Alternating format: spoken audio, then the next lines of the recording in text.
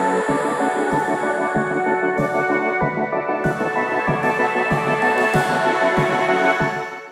warahmatullahi wabarakatuh. Waalaikumsalam. Warahmatullahi wabarakatuh. Kolega MDN bertemu lagi sama kita di edisi yang berikutnya bersama sudah tersambung dengan narasumber yang spesial banget dan beliau adalah sesama warga Kota Bandung kami tercinta. Ya teh, ternyata tetangga kami ini. Silakan kita sudah tersambung dengan Teteh Anita. Nah, Teteh silakan di-share nih sama para kolega kami di sini teh. Siapa sih sebenarnya Teteh Anita ini? Siapa ya saya? Siapa teh? Saya manusia biasa, manusia biasa yang mencoba mengeksplorasi hidup, Berarti menikmati tidak passion. tidak biasa nih karena ada yang Karena mengeksplorasi ini. Silakan dijabarkan dulu teh. oh ini orang lain tidak mengeksplorasi hidup memang. Kan lagi umum tren kaum rebahan. Oh Ngapain iya, kalau rebahan kan explore mengeksplorasi sambil capek rebahan. menghayal itu mah teh. Dari sare. Hmm. Coba mengikuti passion aja gitu, yang passion Mhm. tanpa disadari. Entah kenapa saya ternyata terus berada di jalur itu terus gitu dengan segala sayap-sayapnya, dengan Mhm. segala itunya. Jalurnya apa teh? Jalur apa coba? Apa? Kita kan belum tahu nih. Coba dong teh dikasih Tahu saya clue-cluenya.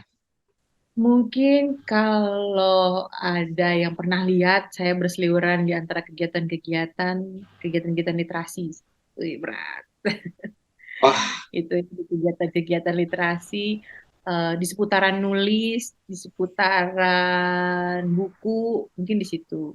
Tapi memang mhm. jalur saya juga cukup unik kali ya. Jadi tidak tidak hanya dalam dunia buku, berarti di dunia penerbitan, hanya dunia penulis aja enggak. Jadi bicaranya memang lebih luas literasi. Nah, literasi kan enggak hanya tentang buku, gitu kan. Literasi Mhm. nggak hanya buku, buku itu cuma salah satu formatnya aja, tapi bentuk literasi sendiri akan bermacam-macam dan saya berwarawiri di situlah. Berarti Coba tadi mainstreamnya coba tuh mengeksplorasi. perbukuan ya teh. Ya, mainstreamnya pasti pembukuan, basicnya berangkatnya semua dari situ. Hmm. Terus si Berangkatnya kembang-kembangnya apa saya tadi? berangkatnya saya mengeksplorasi pun dari situ, berkembangnya menjadi apa? Hmm. Hmm, Sebenarnya kalau literasi itu seru ya. Literasi sederhananya bilang apa, dia itu dari tidak tahu jadi tahu, itu kan sederhananya literasi. Berarti teteh penulis Eh, gitu. ya, saya penulis awalnya. Awal Awal. Penulis Nah, berarti ada akhirnya. yang enggak awalnya teh apa nih setelah awalnya jadi apa lagi? Awalnya saya penulis buku gitu ya. Itu paling awal berarti ya. Ya, tuh awalnya saya menulis buku. Kemudian dari nulis buku, jadi karena kita suka banyak-banyak baca dan lain-lain, bukan berarti saya lebih Mhm. pintar, lebih tahu dari yang lain, karena memang eh, saya anak pulau ya. Dulu kan sebelumnya besarnya nggak besar di Bandung, saya besarnya di Hmm. Papua, di Sumatera, kayak gitu kan.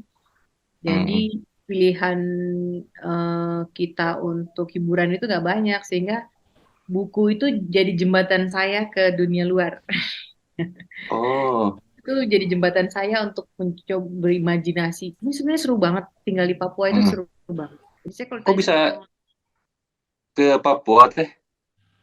orang tua saya dinas. Oh, dinas di sana.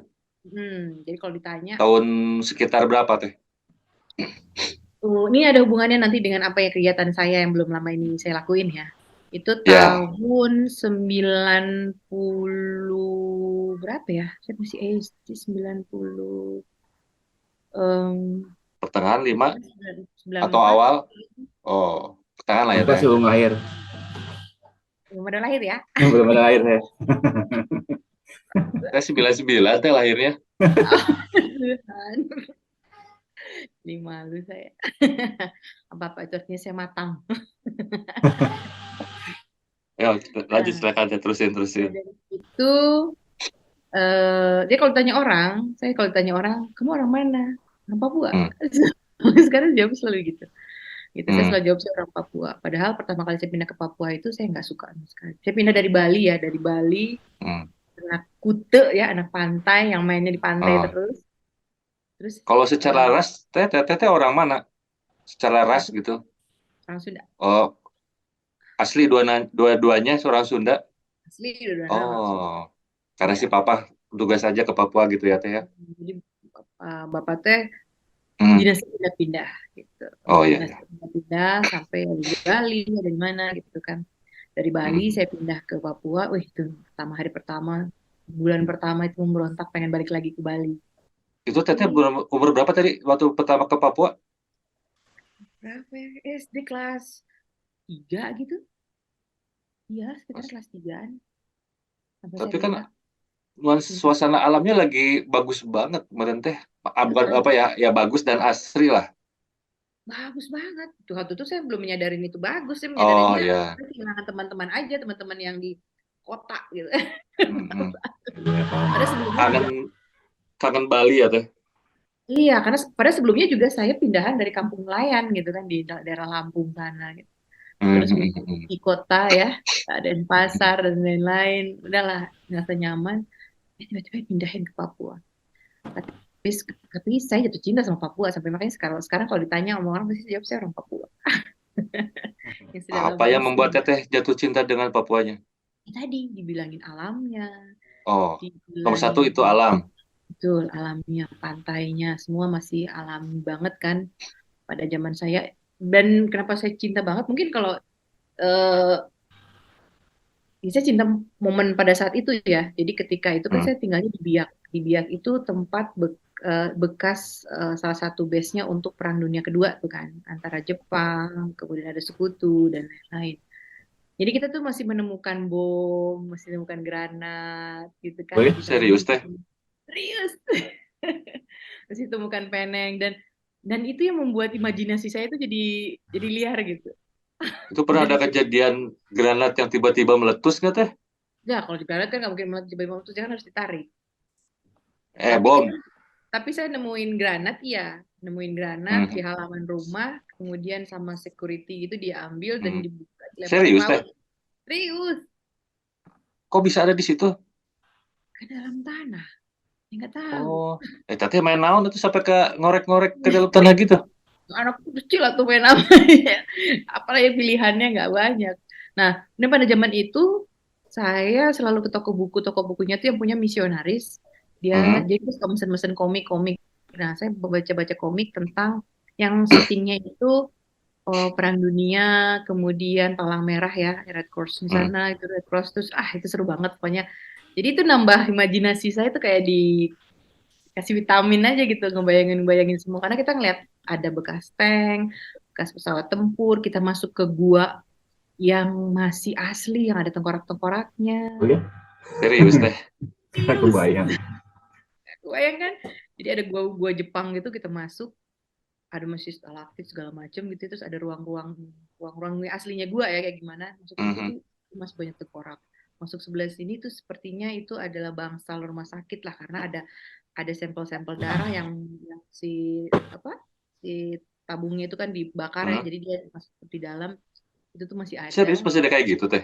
sih di tempat saya masih ada waktu itu pada tahun saya ya kata kalau sekarang. Ah, Nah tapi terakhir saya kan juga tahun yang lalu ya hmm. ke Papua lagi. Masih ada itu tengkorak-tengkorak. Hmm, saya kemarin mah ke daerah yang lain ke Kaimana. Oh, Nah itu benar-benar ke pulau-pulau gitu kan tinggal di pulau. Kalau di tempat yang di Biak sih mungkin dia sudah masuk ke museum ya. Jadi ada tengkoraknya tapi sudah disempatin di yang di museum lah oh gitu. udah dikumpulin ya teh sama Mm-mm, pemerintah setempat mm-mm. ya. Ya betul gitu. Kalau yang waktu itu saya datang itu kan memang ya, gimana nggak seru coba itu kan pengen kita anak kecil gitu ya dan menemukan hal-hal kayak gitu. Ya Itu unik lama-lama jadi banget loh teh. sangat banget kan Indonesia tuh hebat banget. Luar biasa keren. Iya, nggak, ya maksudnya dengan peninggalan apa bekas Perang Dunia Kedua, terus masih yang ngeri aja ada granat di halaman rumah ya. Untung nggak teteh nggak terjayal teh digegel terus keluar gitu teh, atau Takut ya. ngelemparin ke si papa tangkap gitu. Tapi ada kejadian kalau nggak salah. Jadi orang di sana itu kan karena kita nggak punya banyak hiburan ya dan Ah, kotanya kecil sehingga kegiatan orang itu paling banyak bakar ikan bareng, bakar ayam hmm, bareng gitu lah. Pokoknya hmm, malam minggu atau apa tuh kegiatannya paling banyak itu bakar ikan dan lain-lain. Nah, ada satu momen mungkin orang itu ngelihat kita jadi suka ngumpulin kayu kan untuk kita bakar ikan Hmm. pakai terang kayak gitu juga. Nah, pikirnya itu sama dia itu adalah kayu kali ya atau besi-besi apa biasa aja. Dan ternyata itu Heeh. dinamit. Wah, dapetnya dari Karena mana itu teh? Hah? Dapat si dinamitnya dari mana? Report kali ya deh, Ya kan report. kependam aja bisa kependam di mana aja gitu. Terutama kalau daerah kan memang pulau itu tuh dulunya kalau yang tempat saya tinggal Pulau Biak itu Hmm? tempatnya si Jepang itu sembunyi di situ gitu kan. Jepang sembunyi Oh di situ. gitu. Kemudian datang sekutu juga MacArthur dan lain-lain itu juga mereka di situ di kepulauan-kepulauan. Heeh. Nah itu sih itu. Jadi dan kita bisa menemukan peneng-peneng tentara Amerika yang nama-namanya ada namanya kayak gitu. Mhm. Itu kita juga masih bisa. Ya bagian nemuin gitu mah oke-oke aja. Lalu mau dinamit teh Ya nggak tahu dong. kan nggak apa ya, nggak lucu aja gitu. Iya, iya. Waktu pada situ emang ya takut ya. Kalau orang-orang yang pakai panah kan banyak ya ada gitu. Iya, iya, Cuman iya. kalau ngeliat gitu, wow gitu. Nah, tapi kan buat anak kecil ngelihat benda seperti itu tuh langsung kemana-mana pikirannya gitu ya. Hmm. Berimajinasi lah dengan lain-lain. Nah, itu yang membuat saya kemudian jadi jatuh cinta dan ngelihat sesuatu tuh jadi yang berbeda gitu. Itu sih. Hmm. Pengalaman itu pernah dibukukan nggak sama Teteh, ditulis gitu? Nah, kebanyakan kebanyakan karyanya saya itu memang berangkat dari apa yang saya alamin, apa yang saya temuin gitu. Beberapa banyak sih karya-karyanya yang saya tulis-tulis itu ya buku-buku yang saya tulis. Cuma kalau cerita anak itu biasanya saya berangkatnya dari situ, dari pengalaman-pengalaman sendiri aja itu kalau cerita anak. Gitu. Cerita anak Bahkan tapi cerita apa anak teh? atau cerita film biasanya dari situ. Oh, Teteh pernah bikin buat cerita film juga? Bikin film pendek sih atau pernah film panjang juga atau film animasi gitu. Nah itu makanya bilang jadi literasi itu seru. Awalnya memang nulis nulis buku, Hmm. tapi ternyata kalau kita memang apa ya terbuka dengan apapun gitu ya, dengan apapun yang kesempatan yang datang, kemudian kita juga siap untuk oh, Mengolahnya karena gitu. nggak semua orang siap mencoba sesuatu yang baru dan mau belajar gitu ya. Dan saya suka banget gitu namanya belajar tuh suka banget. Nah, akhirnya dapat kesempatan dari nulis buku, belajar jadi penerjemah juga, Hmm. terus nulis skrip untuk film animasi, Hmm. nulis skrip Film Animasi. apa teh? film animasi, ada filmnya tentang pahlawan-pahlawan gitu sih. Saya Um, kebetulan banyak kawan animasi, Pak. oh ya, Iya, ada. sih gitu. Terus akhirnya juga pernah nulis skrip game. Oh, Nah, itu mantap. Oh belajar gitu. Game apa teh? game, emang ada game anak-anak namanya game anak soleh yang Game Anak bikin Soleh. Oh, nah, Teteh bikin skripnya. yang bikinnya Agati ada board gamenya juga segala macam. Ah, ah. Tapi Itu juga pengalaman pengalaman menemukan dinamitnya nggak dimasukin ke situ kan? dinamit itu saya nggak masukin ke game, saya masukin ke cerita yang lain. Oh, Itu. untung-untung. Kalau Berarti misalnya aman lah ya gamenya. pengalaman pengalaman saya nimpuk pocong itu juga saya masukin ke cerita yang lain. Ah, serius deh. Kok Saya bisa? Di mana ada pocong teh? di belakang lu, Dri. Kepocongan itu Udah belakang usah lo. aneh-aneh deh lo. Gimana teh? Gimana? Di mana? Enggak, ya itu mah pas SMA ya. Jadi Hmm. makanya segala hal yang saya alamin gitu pasti tercapture ya di ingatan dan dikembangin jadi sesuatu. Saya sih Hmm. mungkin berangkatnya dari situ ya, nggak belum bisa menghayal yang jauh-jauh, menghayal yang Itu dekat-dekat yang aja. pocong gimana tadi teh? Pocong, pocong.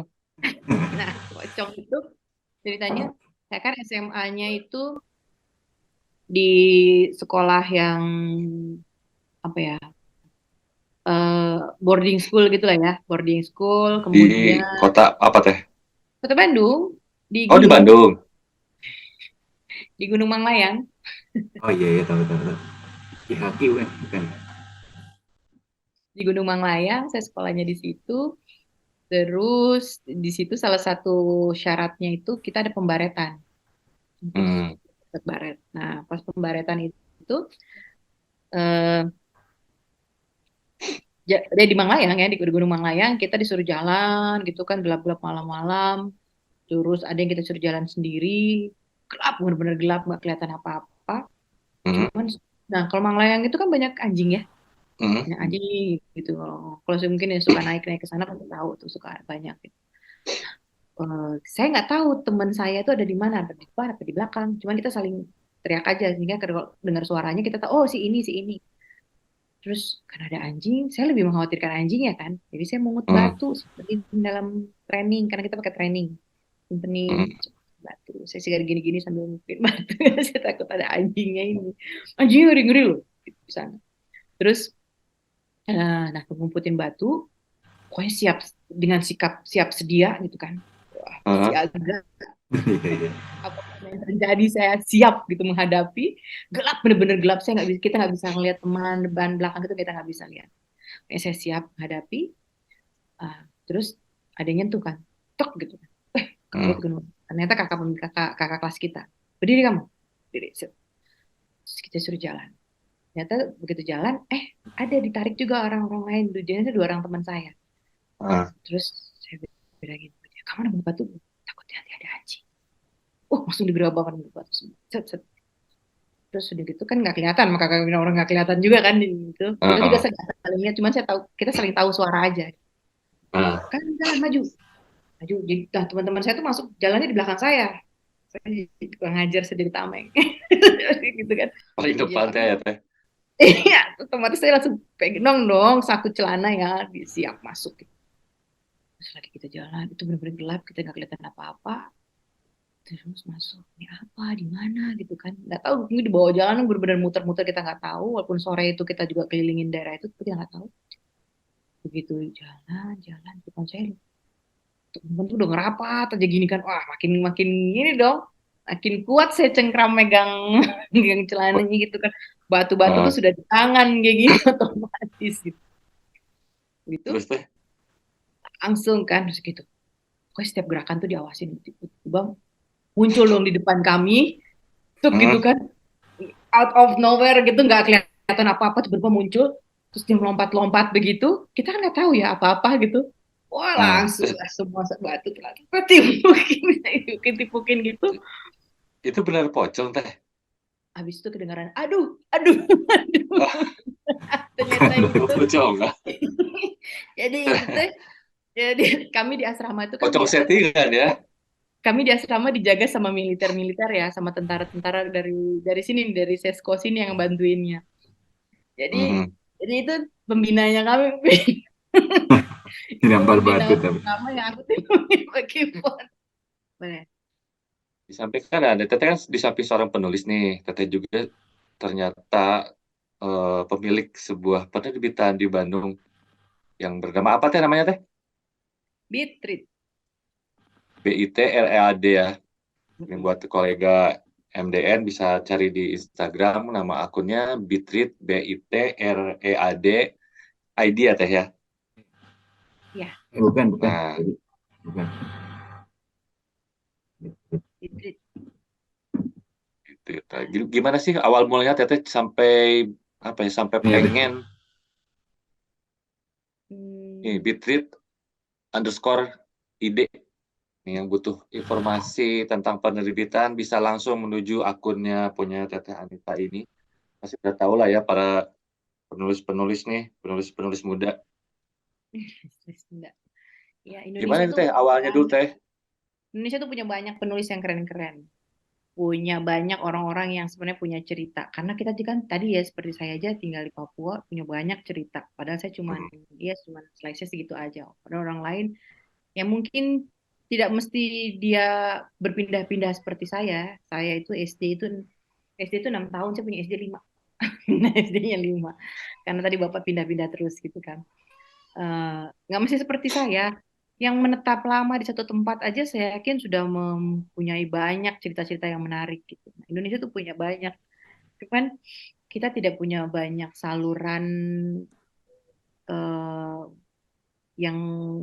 yang resmi lah ya mungkin ya karena Hmm. buku itu jadi anchor kan jadi dasar dari semuanya gitu. Nah, sehingga tidak banyak pada saat itu sekitar 2014-an itu saya dan teman-teman memikirkan saya sudah mulai nulis, saya sudah menerbit apa udah bekerja di penerbitan.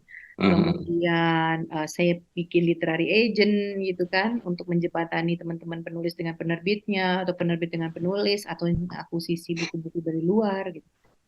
Terus saya ngelihat peluang-peluangnya gitu. Nah, sebagian teman-teman saya mereka orang-orang IT, orang-orang yang sudah mulai jualan-jualan e-book kayak gitu-gitu.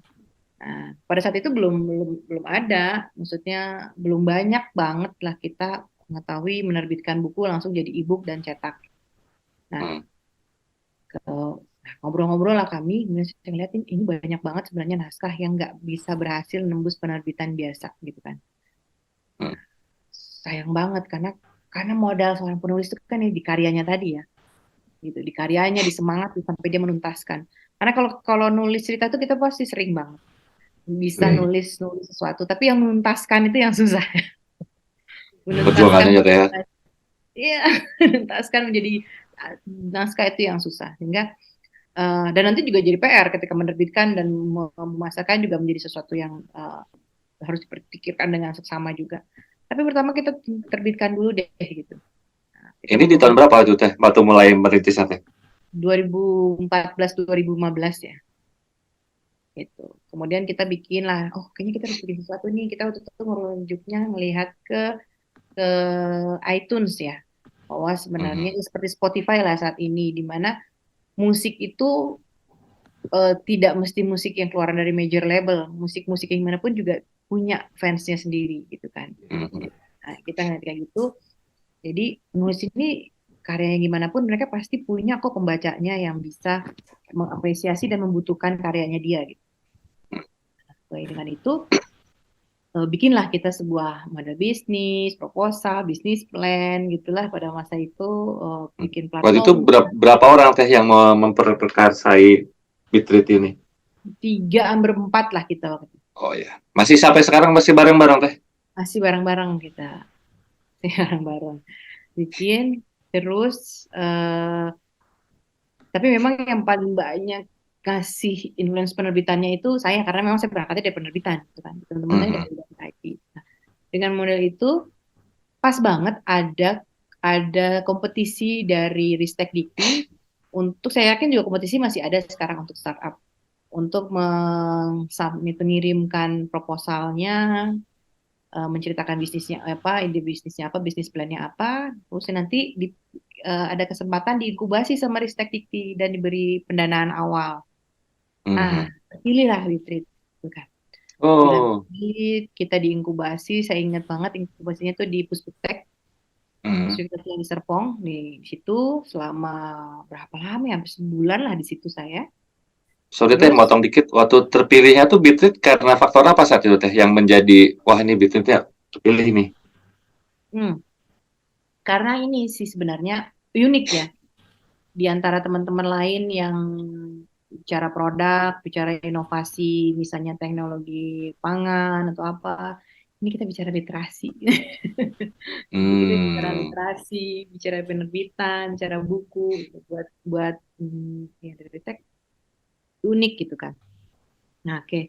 Jadi kita terpilih lah gitu kan dan mencoba menjelaskannya juga nggak mudah karena ya orang memahami orang masih bilang penulis itu dianggapnya satu biasanya penulis nulis artikel ya gitu kan. Nulisnya di koran mana gitu. Itu kan. Terus lebih ininya lagi eh lebih apanya ya? Lebih jauhnya lagi bikin buku. Toko buku mana? Langsungnya ke sana kan. Hmm. Gitu. Sebenarnya sementara kan banyak ragamnya. Nah, kita mulai dari situ deh. Kita mulai, kemudian kita bikin platformnya. Nah, cuman memang ternyata kan tidak hanya menerbitkan buku, tapi harus ada gerakan literasinya juga, gitu kan. Nah, Sebagai karena pendukungnya ya teh.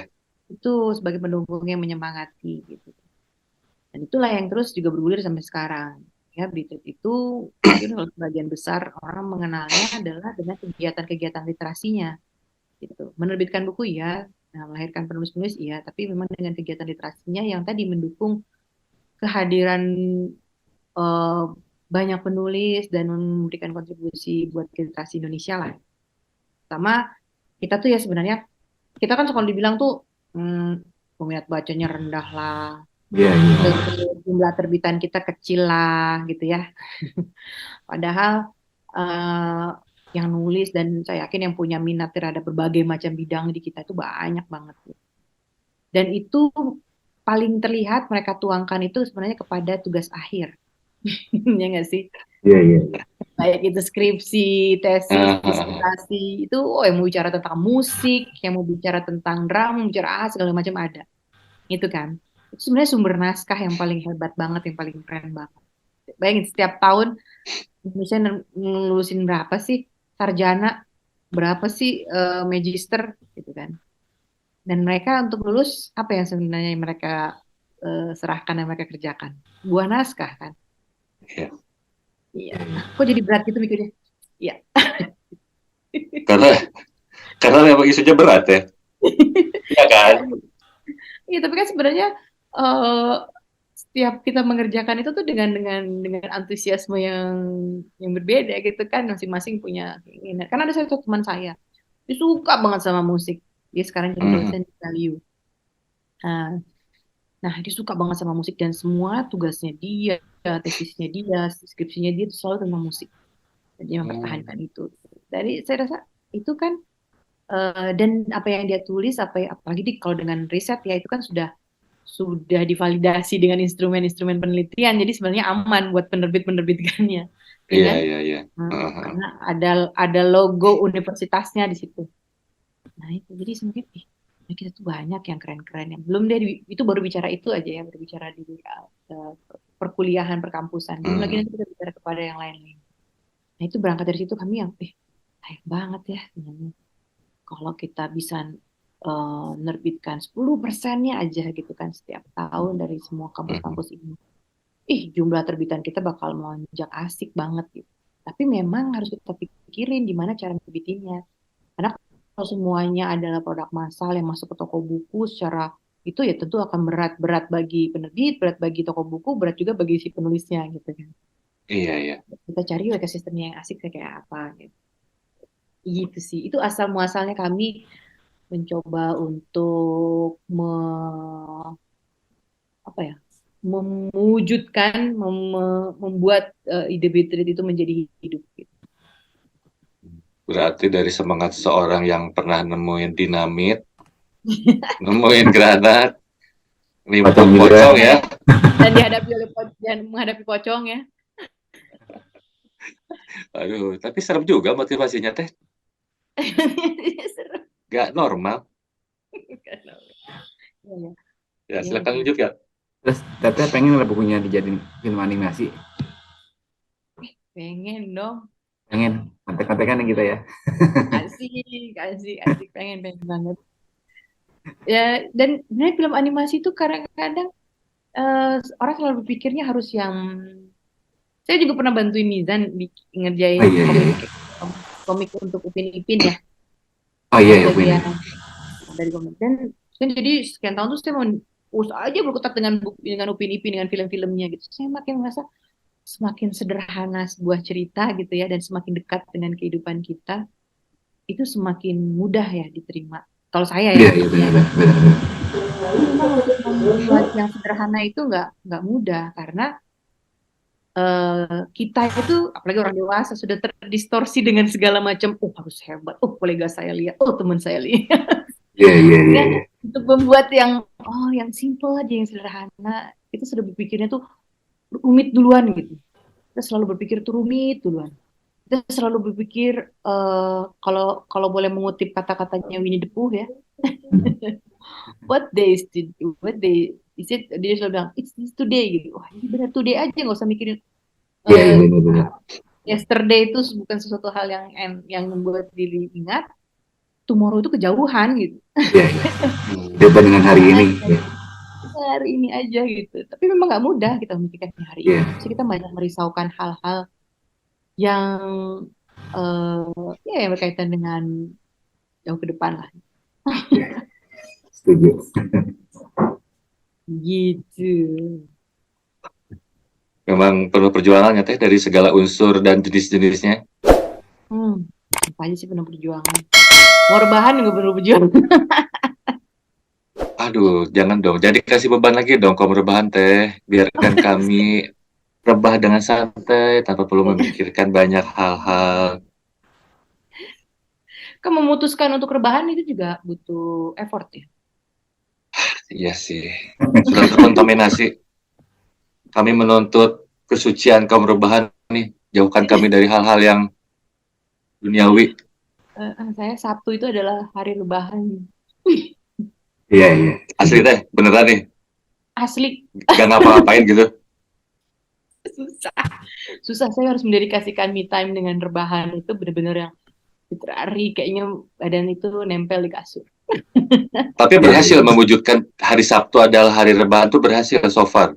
So far, maybe 80%, yes. Wah, cukup berhasil dong. Berhasil. Itu butuh 80% komitmen mah. sangat besar. Tapi memang diawali dengan olahraga Doa. dulu. Oke, doa, Olahraga niat dan dulu. doa. Ya, doa ya pasti doa itu doa itu dari jauh-jauh hari, mudah-mudahan di Sabtu nggak ada acara. Wah. Yang membuat saya tidak cukup alasan saya untuk bangkit dari tempat tidur. Selesai olahraga, wah itu paling enak banget kan langsung plus bahan saya. Ternyata senang juga ketemu kaum rebahan yang lainnya. Dan satu kota loh. Nih kita sekota lagi. Ya, lanjut ke pertanyaan berikutnya teh. Di bio Teteh kan tertulis nih, Teteh itu seorang live enthusiast. Nah, Teteh live enthusiast yang gimana sih Teteh Anissa ini? Jadi di antara waktu saya rebahan, Hmm. antusias terhadap hidup. Rebahan itu juga sebagai bagian saya antusiasme saya terhadap hidup, mengumpulkan energi, recharge. Iya, iya. Baik. Silakan Teh. Saya tuh nggak suka kelayaban di mall, saya nggak suka nongkrong di mall, pegel gitu. Saya mendingan suruh jalan kaki jauh gitu di alam atau apa gitu sehingga saya punya reason untuk rebahan. Kalau di mall tuh, wah apalagi kalau weekend ya biasanya kan cewek suka nongkrongnya di mall. Saya Kamu tidak, Teteh nggak suka sama sekali? kecuali terpaksa ya, misalnya memang harus ada teman-teman, tapi kalau bisa itu tidak dilakukan di weekend, terutama dari Sabtu. Berarti Karena Teteh kalau ke mall ngapain alasannya? saya dalam sebulan ini aja udah dalam waktu berapa bulan sih udah gak ke mall. Enggak. Berarti kalau Teteh ke mall nih, in the name of what gitu? In the name of Beli sesuatu? antara anak saya kalau dia mau nonton, dan anak saya sudah ABG jadi dia nonton, kalau dia mau nonton oke, dia pergi. Ya wajar lah ya. Saya cuma itu pun saya nganter sampai depan mall aja. Jadi jalan sendiri ke Terus dalam. Teteh kemana? Saya balik lagi ke tempat kopi di pinggir jalan ya. Oh, kira Teteh balik ke rumah sih Teteh. Oh iya, kalau sempat saya kembali ke rumah gitu. Tidak ini. Ah, serius Teh? Iya saya nggak gitu suka ke mall. Ini kenapa jadi bahasa saya nggak suka ke mall? Soalnya aneh. Aneh perempuan nggak ke mall. Iya, kayaknya buat standar sekarang mah. Saya bahkan kan nomor rebahan, jadi kalau belanjanya online. Hidup belanja online, kalian penyelamat Teteh Anita. Lanjut Teh, tadi live enthusiast. Nah, live enthusiast di antara waktu Sabtu saya yang rebahan, saya live enthusiast itu kan sebenarnya apa ya? Mungkin orang yang dia suka mengeksplorasi segala hal dalam hidup gitu kan. Apapun ya, apapun yang mungkin hidup lemparkan ke dia gitu, atau sesuatu yang dia temukan di jalan, dia nggak takut menghadapinya, dia bisa siap. Jadi itu sesuatu yang jadi mantra buat saya gitu. Makanya saya bubuhkan di profil saya bahwa saya adalah seorang life enthusiast. Tidak muluk-muluk apa yang hidup berikan kepada saya, apa yang saya ketemui, saya anggap itu sebuah kesempatan. Kalau itu kesulitan, yuk kita lihat angle lainnya gitu, karena pasti ada selalu hal yang there's always a bright side gitu kan dari sesuatu. Selalu ada sesuatu yang menarik. Serumit apapun, seberat apapun situasi kita, itu pasti ada yang menarik.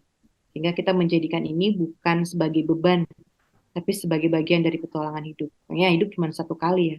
Gitu. Mungkin orang-orang dengan konsep-konsep yang lain mungkin ada reinkarnasi dan lain-lain, tapi hidup yang saya sadari cuma saya saat ini satu kali. Dan saya tidak bisa menapaki ulang masa lalu saya, dan masa depan juga berat gitu buat Iya, iya, iya. iya iya gitu ya. Dan masa depan berat buat dipikirin karena memang saya pernah jadi orang-orang yang memang ribet dengan masa depan, memikirkan, mengkhawatirkan segala hal, sehingga saya memutuskan, kenapa ya? Jadi saya nggak bisa Kenapa saat dapetin. itu teh jadi kayak gitu teh? Kenapa saat itu jadi kayak gitu? Ya tadi, karena Yang kita beban sebagai pikiran banget, yang orang dewasa, mengkhawatirkan. kita sebagai orang dewasa itu kemudian tiba-tiba terjebak dalam kehidupan orang dewasa yang eh, harus penuh perhitungan, harus begini, harus begitu, mendengarkan kata orang, mencermati, bukan mencermati ya, selain mendengarkan itu apa ya? Eh, Menerima lah perkataan orang sehingga Pakai baper. ini harus ya saya masukin apa enggak dalam hidup saya. Tapi kan jadinya nggak bisa ya, nggak bisa kita memuaskan semua orang gitu kan. Mm-mm. Gitu kita nggak bisa memuaskan semua orang. Apapun yang kita lakukan pasti akan ada orang yang julid dong, akan ada orang yang nggak sepakat Iya. dengan apa yang kita lakukan. Nggak usah jauh-jauh, keluarga aja mungkin bisa seperti itu. Sehingga ya udah, daripada saya repot ya merisaukan hal yang nanti bagaimana, bukan juga kemudian saya bersikap bagaimana nanti gitu. Mm-mm. Tapi ya tadi, oke, saya harus antusias aja dengan segala hal yang saya temukan dalam hidup, sehingga sehingga saya merasa bahwa nggak ada yang sia-sia. Misalnya saat ini saya ketemu orang, eh, ketemu klien, misalnya ini ngomong yang berat ya, ketemu Ya. klien, kemudian kita ngobrolin tentang konsep segala macam. Karena beban saya adalah ini harus deal, harus closing sama dia, sehingga saya jadi tidak bisa menerima kalau ternyata kami tidak berhasil gitu kan. Mm. Padahal bisa jadi obrolan saya, bersinggungan saya sama dia, misalnya ini orang dari kementerian, misalnya Kementerian Perikanan. Ya. Pada itu jadi persinggungan saya saat ini yang tidak berhasil, tidak menjadikan sesuatu bagi saya atau bagi perusahaan atau bagi apapun. Bisa jadi tapi memberikan ilmu buat saya dan tidak ada yang sia-sia bagi saya. Saya kemudian berpikir, nah kedepannya ilmu itu akan bermanfaat ketika mungkin saya tiba-tiba harus Dapat dikirim proyeknya gitu ya. ke daerah pantai, dan dengan ilmu yang kemarin saya temuin itu saya jadi tahu, oh kalau saya bikin event literasi di daerah pantai itu seperti apa ya, kalau saya bikin event literasi di daerah nelayan itu seperti apa gitu. Hmm. Kayak misalnya mungkin kalau saya dulu kesal, marah, dan meminta merengek pada orang tua saya untuk tetap tinggal di Bali, dan kemudian ibu saya menuruti, akhirnya kami tinggal di kota besar, hingga bapak saya kerja sendirian di Papua gitu kan. Seperti mungkin banyak orang yang juga begitu karena keluarganya aduh nggak tahan tinggal di daerah gitu. Dan dan dengan itu saya tidak akan mengalami, saya di Papua tuh pernah ngalamin gempa yang sangat besar ya, hampir 9 skala Richter itu kita. Itu tuh sejam setelah saya masuk gua-gua yang saya bilang tadi yang ada tengkorak-tengkoraknya itu. Jadi sejam keluar dari situ sampai di rumah terus ada gempa yang besar. Bayangin kalau saya masih ada di dalam gua itu ya. Wah, itu pun jadi cerita yang tersendiri buat saya. Dan gempa itu begitu besar, jadi kita di depan, saya ngeliat tuh di depan itu hancur gitu rumah-rumah. Kita nggak bisa berdiri karena kayak diputar gitu. Kan pulau ya, karena itu kayak diputar. Jadi kita tuh pasti jatuh semua. Berdiri lagi kita jatuh lagi. Dan itu cukup lama. Saking Kemudian gedenya teh itu teh. saking besarnya. Terus ada tsunami setelah itu. Serius? Sehingga beberapa malam itu kita tidur karena bapak saya dinasnya di bandara, kemudian tower runtuh, dermaga juga runtuh, jadi kita terisolir itu kan di pulau itu. Nah, bapak dinas di bandara, jadi harus standby di sana terus, sehingga kita tidurnya itu di dalam mobil keluarga, yang mobilnya itu udah siap pinggir jalan. Jadi kalau terjadi sesuatu siap maju. Entah siapa yang melajukan mobil itu pokoknya. Orang bapak di kantor kan. Yang penting cari spot dulu aja teh ya. Cari spot aman aja. Nah, dengan itu saya merasakan dan itu menjadi memori kan buat saya. Bukan hal yang itu musibah atau apa yang kemudian saya jadi kebiasaan orang biasanya nih ya, kalau ada orang yang kena musibah tuh kita selalu bilang, di daerah sana itu ada maksiat, di daerah sana tuh ada begini. Padahal kan ketika saya jadi korban, jadi bagian dari bencana itu kan saya juga nggak mau ya digituin.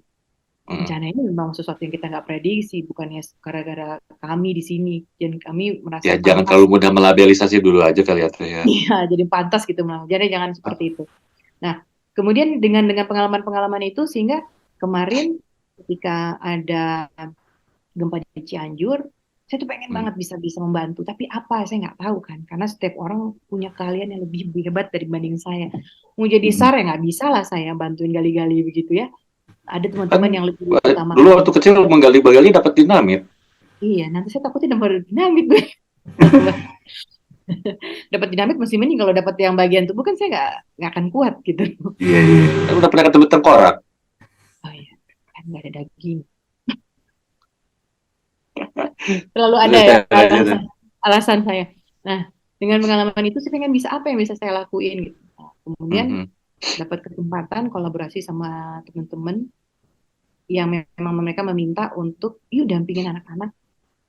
Karena ngerasain juga kan ketika jadi itu juga saya anak-anak ya gitu. Jadi saya ngerasain apa ya yang dibutuhkan oleh mereka. Dan juga menemukan sebelum berangkat sebenarnya saya ngerasa saya punya satu pemikiran. Ini mungkin karena Apa teh? kesempatan di sini sekalian aja saya sampaikan ya. Jadi Boleh, kita boleh. tuh biasanya kalau di apa? Kalau ada bencana alam, musibah gitu, kita suka mengirimkan baju layak pakai, baju bekas. Mhm. Saya sih nggak melarang ya, gitu kan. Memang semua orang punya pertimbangan dan mungkin semua orang kan ingin melakukan sesuatu buat orang lain. Tapi coba dipertimbangkan lagi, apakah itu memang baju layak pakai atau sampah yang ingin kalian hindarkan dari rumah kalian. Itu ya. Karena contohnya aja kemarin di Cianjur. Kasihan saya sih ngeliatnya itu jadi masalah baru. Gitu kan Kenapa teh? kondisinya seperti itu. Kemudian rumah-rumah hancur, kan bangunan-bangunan hancur itu kan jadi PR lagi ngebersihinnya. Ya kan? Karena rata-rata benar-benar hancur. Dan tumpukan baju sumbangan dari orang-orang itu luar biasa menggunung. Benar-benar menggunung. Jadi ada satu ruangan atau satu rumah hancur itu isinya baju-baju sumbangan dari teman-teman di sini. Gitu kan. Nanti dari mana aja. Kemudian saya kan jadi prihatin ya, kan kita jadi Hmm. nambahin beban buat mereka di sana. Itu sampah kan, itu kan tumpukan itu harus digimanain sama mereka, mereka juga mikir gitu kan. Gitu kan. Dan mereka saya tahu itu akan seperti itu gitu. Mereka bilang bukannya kami nggak mau nerima, bukannya tenangki neng gitu kan. Yang tenangki Hmm. bantuan bapak bantuan dari yang lain. Tapi kan itu juga sudah dipilih. Kemudian itu ada yang kancingnya copot, bajunya sobek, robek di bawah, robek melar kayak gini-gini.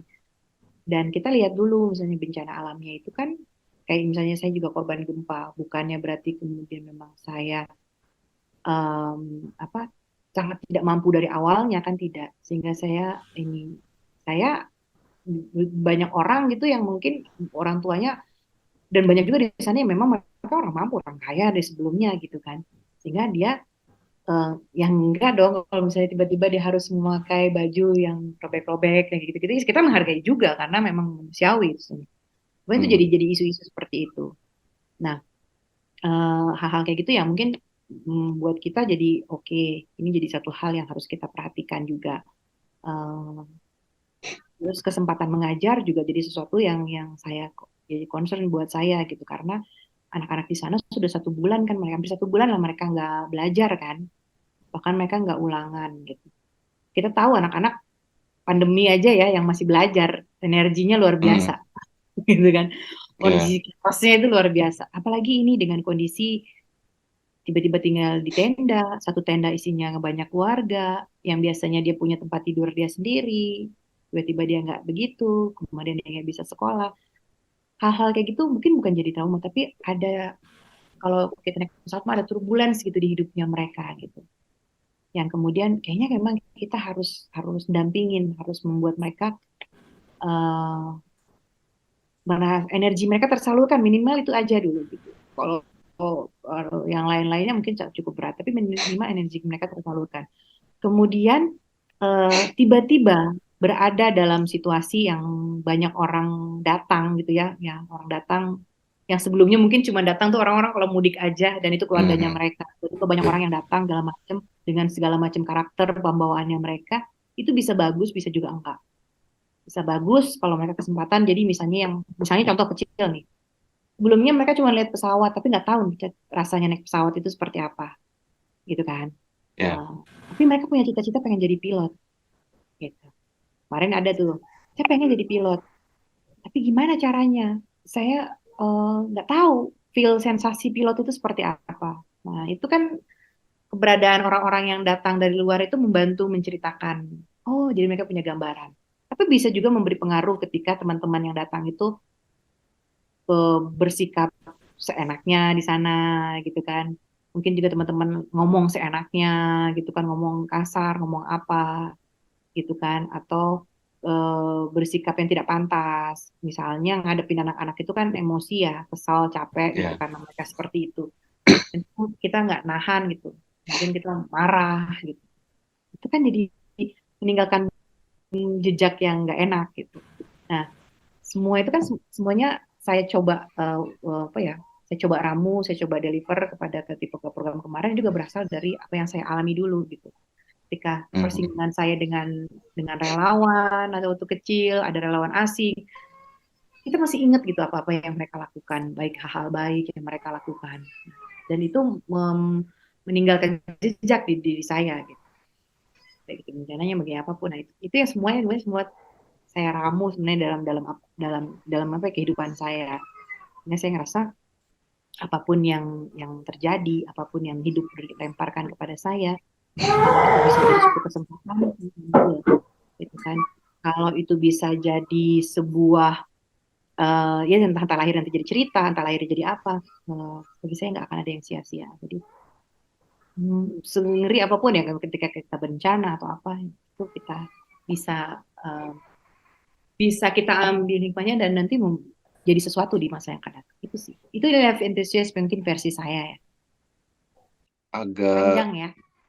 panjang tapi agak menjadi apa ya, terjauh juga sih Teh. Maksudnya dengan penanganan ya dari segi penanganan bencananya, terus dari ada orang-orang dari berbagai pihak. Ya intinya mungkin ya intinya mereka pasti baik ya membantu gitu ya. Cuma dalam Hmm. di momen itu apa ya keselarasan antara bantuan dengan kenyataan dan faktor orang-orangnya pun terjadi ya tidak cocokan mungkin ya Teh, apa ya, tidak Iya, harmonisan lah mungkin. iya, Dan itu betul. kan Tidak butuh selaras lah ya. ketidakselarasan kan butuh penanganan ya mungkin orang-orang kayak Teteh yang salah satunya ya bukan Teteh aja maksudnya cuma berhubung hari ini sama Teteh kan Teteh yang ngasih apa ya semacam ya tadi healing itu kepada anak-anak ya mungkin Hmm. orang-orang tua juga ada yang apa orang-orang lain lagi lain juga ya Teh ya. Mm-mm. Ya kayak gitu sih.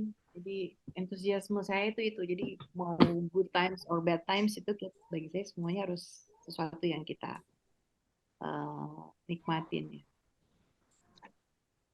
Cukup sedih Teh saya dengerinnya ya pasti para kolega juga dia dengerinnya oh ternyata ada satu sisi dari apa ya penanganan bencana ternyata gitu ya nggak semua kasarnya kan kalau dilihat berita tuh datang bantuan dilaporkan ngedrop makanan ngedrop pakaian wawancara korbannya ya kan kayaknya ya segitu aja gitu ya ternyata di balik itu tuh ada hal-hal lain yang jarang terungkap gitu ya Teh Mm-mm. Iya, iya, ya, iya itu. seperti yang Teteh cerita barusan. Dan andaikan kita semua biasa dengan literasi bencana ya, mitigasi bencana, Mhm. hal-hal kayak gitu juga salah satu yang kita bagikan sebenarnya materi yang kita bagikan di dalam dalam mitigasi. Cuman ini juga nih, ini satu hal. Saya jadi balik bertanya, kita Apa tuh tuh? nggak punya kebiasaan tentang mitigasi bencana, ya nggak sih? Saya coba tanya sama banyak orang, kenapa sih sebenarnya kita nggak pernah ngomongin, ini kalau ada, biasain deh latihan kalau ada gempa tuh di mana, kalau ada banjir bandang tiba-tiba gimana, kalau ada kebakaran gimana. Jawaban dari teman-teman itu ada yang jawab kayak gini, terutama di Sunda mah, mungkin di budaya lain juga ada, di Sunda mah, ini pemaling ngomong-ngomongin kayak gitu, kamu jangan jangan apa ya, jangan ngomongin nanti malah kenyataan gitu. Iya, iya. Iya, Ini iya. nggak sih? Kamu jangan ngomongin gempa nanti malah kenyataan.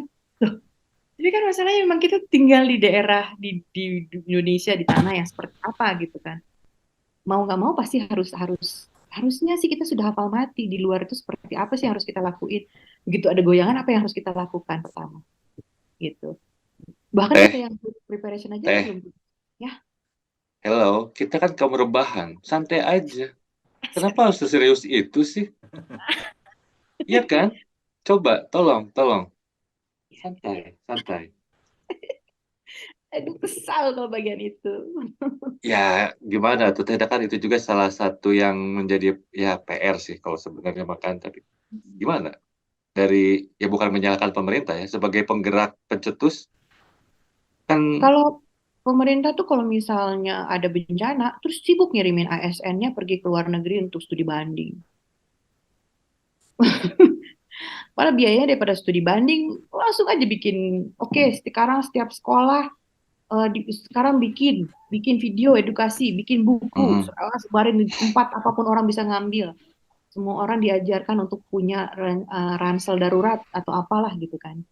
Nah, mhm. terus yang harus mereka bawa ketika terjadi sesuatu misalnya. Terus saja dilakukan program itu untuk diedukasi setiap bulan, setiap sekolah belajar. Jadi bukan kayak tentara latihan perang gitu loh, Hmm, siap-siap gitu kan. Nah, kita juga kan ya harusnya bisa gitu. kalau tentara kan ada dana rutinnya. Kalau yang Teteh sebutkan barusan kan tidak ada dana rutinnya. Jadi mohon maaf ya Teh, Iya itu. Makanya PNS jangan keluar negeri kalau habis bencana. terpaksa bahasanya kita stop nanti karena kita di blacklist ngomongin yang gitu-gitu Teh. Bahaya ya. Mohon maaf loh. Tenang, Ya, tenang. ya, saya marah saja nggak apa-apa. Dan Teh, untuk menghemat waktu, nah itu para kolega MDN Podcast, narsum kita dengan berbagai macam ceritanya yang terpaksa saya cut karena kalau membahas cukup riskan. Kesal. Soalnya Kesal. mohon maaf ya Teh, kita subscribernya baru 481, nanti kita di blacklist, aduh sedih kan. Mungkin di lain kesempatan Teh, tenang. Iya, Tidak ya, ada sesi-sesi berikutnya. mungkin sayanya juga yang salah paham aja. Gak apa-apa sih Teh, sebenarnya saya setuju banget, cuman berhubung in the name of content, dan kami masih berusaha melangkah ke atas, jadi mohon maaf ya Teh. Mohon mengerti. Siap, siap. Oke Teh, ini berhubung ke pertanyaan terakhir, pertanyaannya agak-agak weird, tapi mohon maaf kalau harus saya tanyakan ya Teh. Apa itu? Berhubungan dengan akhir zaman nih Teh, kita berandai-andai dulu ke masa depan Teh.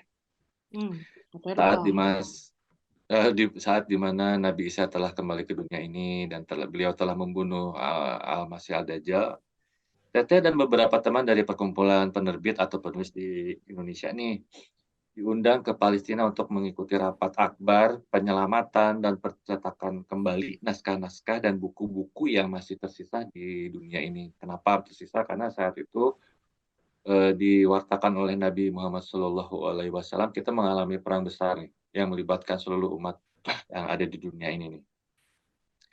Lalu, nah undangan ini Teh nih, undangan ini langsung diberikan oleh Imam Mahdi dan berhubung Nabi Isa telah turun kembali ke bumi ini, Sang Imam menginginkan penulisan biografi beliau Nabi Isa, di mana biografi ini bersumber langsung ya, dari beliaunya, dari orangnya, dari sang Nabi. Karena hal ini beliau pandang sangat penting untuk mendapatkan cerita yang lebih akurat tentang kehidupan beliau seperti apa sebelumnya yang banyak menjadi kontroversi kurang lebih 2000 tahun ke belakang ini. Maka saat itu insya Allah mungkin di depannya mungkin ya nggak tahu akan dipilih nih penulis biografi di antara para penulis yang ada yang tersisa yang hadir di Palestina saat itu, dan salah satu calonnya termasuk Teteh ini nih yang dari Indonesia nih perwakilan ini. Nah, apakah Teteh akan menerima undangan ini atau menolaknya? Silakan Teh. Dan gimana tanggapan Teteh? Wow. Hmm. Saya, karena saya seorang life enthusiast, Pasti jawabannya rebahan ya. pertama saya bangun dulu dari rebahan saya dan saya pikir, wow, ini mimpi. Apakah ini mimpi buat saya gitu? Andaikan saya masih beri umur panjang dalam kesempatan seperti itu, saya nggak akan menolak sih. Serius Teh? Saya nggak akan menolak. Masalah Asli.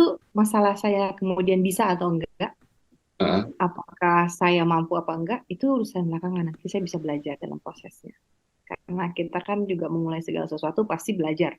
Iya, iya. Mau udah kuliah panjang lebar kali tinggi, tetap aja ketika kita kerja, mulai lagi dari bawah, mulai lagi dari nol. Tapi ini weird Mau banget loh, teh keadaannya walaupun ini apa ya pertanyaan berandai-andai gitu, tapi ngebayangin aja, wah luar biasa sama loh. sama saya pikir saya masih hidup apa enggak gitu kan? Saya di dalam keadaan, Mm-mm. pertama bukan mungkin saya hidup apa enggak, saya dalam keadaan hidup atau enggak. Ya. Tapi kalau misalnya itu terjadi kan udah aneh-aneh boleh. Anda mau melemparkan kepada Ya, orang yang salah karena orang yang suka berimajinasi. kan saya nggak tahu kalau teteh kayak gitu, tahu kayak gitu mau nggak akan nanya. Berhubung ternyata salah di pertanyaan awal. Jadi saya Lanjut menerima lanjut teh. aja. Oke, saya menerima karena Karena apa? kesempatan saya belajar. Kesempatan unik gitu ya. Saya kesempatan untuk belajar. Dengan siapapun, ketemu siapapun, saya akan datang dengan eh, memang preparation, tapi lebih juga kepada saya datang dengan gelas kosong. Karena apapun itu kita nggak boleh datang dengan saya sudah tahu, saya sudah maha tahu gitu. Iya, iya. Saya nggak bisa dapat apa-apa kalau keluar dari saya dalam kemampuan. Saya akan dalam situasi-situasi di mana saya sangat songong atau sangat sama tahu, Ah, hanya di situasi tertentu. Tapi kalau di banyak situasi, saya akan kemudian dan saya akan jadi orang yang tidak tahu. Itu akan jadi kesempatan saya untuk belajar banyak. Itu sih. Karena saya suka belajar, saya suka eh, mencoba sesuatu dalam hidup di luar tadi masa-masa rebahan saya. Jadi di ketika rebahan saya benar-benar total dalam rebahan saya dan ketika saya tidak rebahan saya total dalam tidak rebahan saya. Kualitas. Kualitas. Paksa saya bertepuk tangan loh teh. Yang nanyanya tahu bingung kok dia. Iya benar, makanya saya bilang tadi kalau tahu gini sih nggak akan nanya ini deh. Kan cuman berandai-andai. Kalau berandai-andai kenapa saya harus ribet deh nggak? Iya, iya. Nggak usah Iya, takut. betul juga teh. Nggak usah takut. Kalau berandai-andai, kalau ngadepin beneran baru saya mikir, oke, tunggu dulu. Ini di mana saya ada di mana? Kalau cuma berandai-andai ya, oke, kenapa enggak? Tapi jawabannya seru loh teh. Maksudnya itu bergantung kan eh, dari karakter teteh sendiri tadi. Kan bisa aja jawab, enggak aku takut misalnya ya. Tapi itu kan mencirikan bahwa teteh itu memang apa labeling di bio Instagram sebagai live enthusiast tuh terwakili kalau kata saya ya. Kalau baru ketemu, baru ngomong sama teteh tuh, oh teteh ini emang bener dengan si bio-nya itu tadi gitu. Sebagai seorang live enthusiast dengan ya apalagi tadi cerita latar belakangnya yang bla bla bla bla bla bla bla bla. Even though teteh seorang lebahan ya, Iya. sebenarnya agak kontradiktif juga ya. Sebenarnya anggota kaum berbahan yang petualangi sebenarnya, Iya, ya kan kan? betul. Kan kadang-kadang karakter juga kita nggak bisa hanya jadi orang yang koleris doang. Pasti kita ada jadi orang yang pragmatisnya, ada sanguinisnya. Hmm. Ini nggak mungkin satu satu karakter doang. Jadi itu selalu ada dua mata, dua sisi lah di dalam hidup. Oh ya, asik, asik, teh, asik. Terlalu asik tapi untuk jadi seorang rebahan nih jawaban-jawabannya dan bahasa tubuhnya. Tapi kalau disuruh memilih di antara yang lain-lain, tentu saja saya memilih lebahan. Lebahan itu paling unik. Saya setuju teh. Makanya Oke, kalau vakansi tanya, minggu depan mau vakansi deh. Vakansi, jauh, pegel-pegel. lah kan kaum rebahan pun butuh sedikit space time untuk apa ya untuk sedikit rebahan lah teh sehari 2 hari mungkin gitu kan. Iya, rebahan mah iya. Biasanya Bukan, nanti bukan rebahannya, vakansinya. oh vakansinya itu biasanya sambil kerja.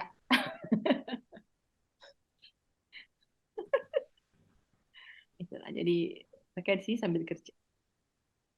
Oke, Teh Anita, terima kasih banget nih buat Sama-sama. ngobrol-ngobrol yang seru, agak weird sedikit, tapi seru tetap.